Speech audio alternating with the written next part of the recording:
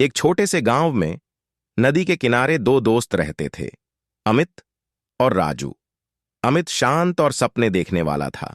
उसकी आंखों में हमेशा दूर तक देखने की लालसा होती थी। राजू जिंदा दिल और हंसमुख था। उसके हर कदम में मस्ती छलकती थी।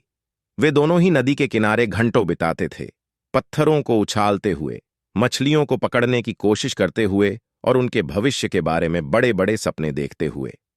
अमित एक दिन एक लेखक बनना चाहता था, जो ऐसी कहानियां लिखे जो दुनिया को बदल दें। राजू एक संगीतकार बनना चाहता था, जिसके गीत पहाड़ों को नचाए और नदियों को गाए।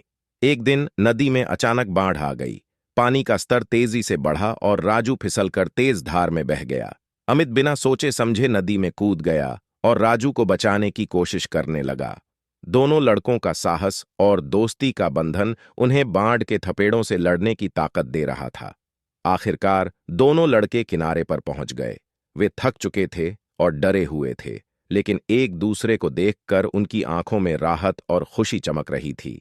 उन्होंने अपने जीवन का सबसे बड़ा खतरा साथ मिलकर पार कर लिया था और उनकी दोस्ती और भी मजबूत हो गई थी।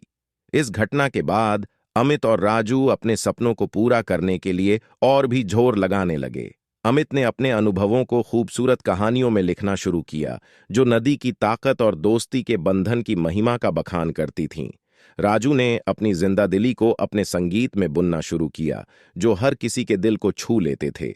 हालांकि उनके रास्ते अलग अलग थे, उनकी दोस्ती हमेशा एक ही रही।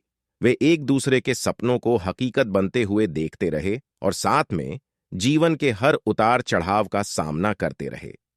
उनकी कहानी इस बात का सबूत है कि सच्ची दोस्ती किसी भी बाधा को पार कर सकती है और हमें अपने सपनों को हासिल करने की ताकत देती है। मुझे उम्मीद है कि आपको यह दो लड़कों की कहानी पसंद आई होगी। यह हमें याद दिलाती है कि दोस्ती एक अनमोल खजाना है, जिसकी कद्र करनी चाहिए और उसे संजो कर रखना चाहिए।